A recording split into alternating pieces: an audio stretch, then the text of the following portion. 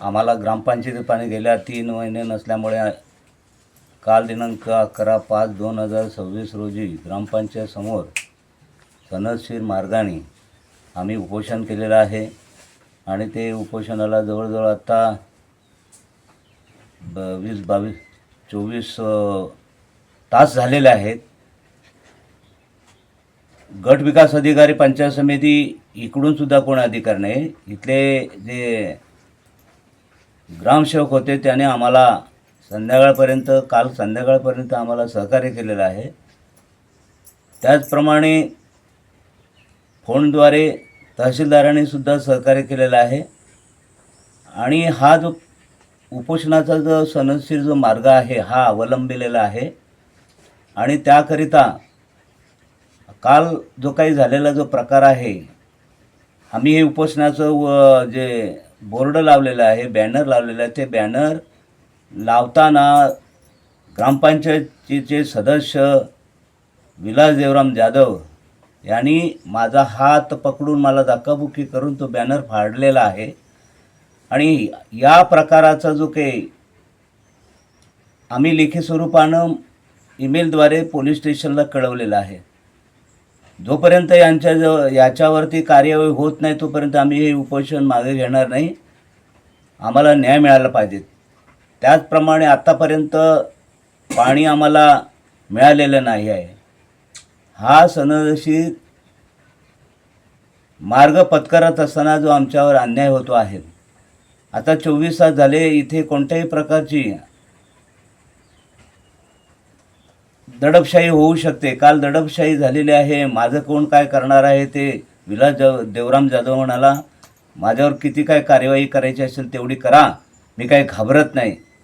आणि अशा तऱ्हेनं हे उपोषण दडपण्याचं कार्यवाही जी होत असल्याचं आमच्या लक्षात आलेलं आहे. तर त्या व्यक्तीला, त्या इस्माला योग्य ती कार्यवाही करावी असं आम्हाला पोलीस इन्स्पेक्टर गुहागर यांच्याकडे विनंती आहे. आम्ही हे उपोषण आम्हाला योग्य तो न्याय मिळत नाही तोपर्यंत आम्ही सोडणार नाही, अशा तऱ्हेचं मी बोलून इथेच थांबतो. आम्हाला पाणी 3 महिने भेटत नाही, त्याच्यासाठी आपण इथे उपोषण केलेलं आहे. त्याच्या मुलं आम्ही दोन्ही पण माणसं आहे की आम्हाला खालून पाणीसुद्धा आणता येत नाही. एवढे आम्ही दोघं माणसं पांगीलुंगी झालेली आहोत. त्याच्यामुळं 3 महिने आम्हाला इथं पाणी नसल्यामुळे आम्ही उपोषण इथं ठरवलेलं केलेलं. तर इथं हंदाधुंदी होण्यात आली म्हणजे इथं उपोषणाचे बोर्ड फाडण्यात इथं आले. इथं लावलं, इथं उपोषणाचं बोर्ड इथं फाडण्यात आले.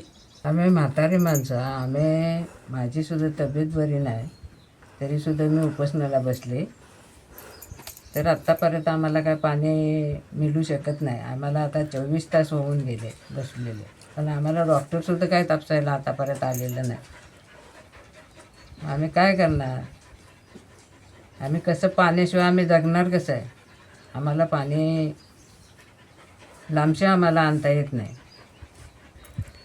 आमची तब्येत बरी नाही, तर आत्तापर्यंत आम्हाला डॉक्टरसुद्धा कोण तपासायला आलेलं नाही. आम्ही उपोषण करायला बसलेलं तर आम्हाला पाणी भेटत नाही. मग काय करणार?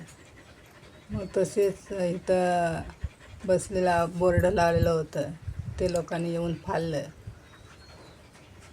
त्याच्यामुळं आम्ही पुढे सांगितलेलं, तर काय त्यांनी काय अजून आम्हाला भेटलेलं नाही. माझं काय दिलेलं नाही, माझं उत्तर काय दिलेलं नाही.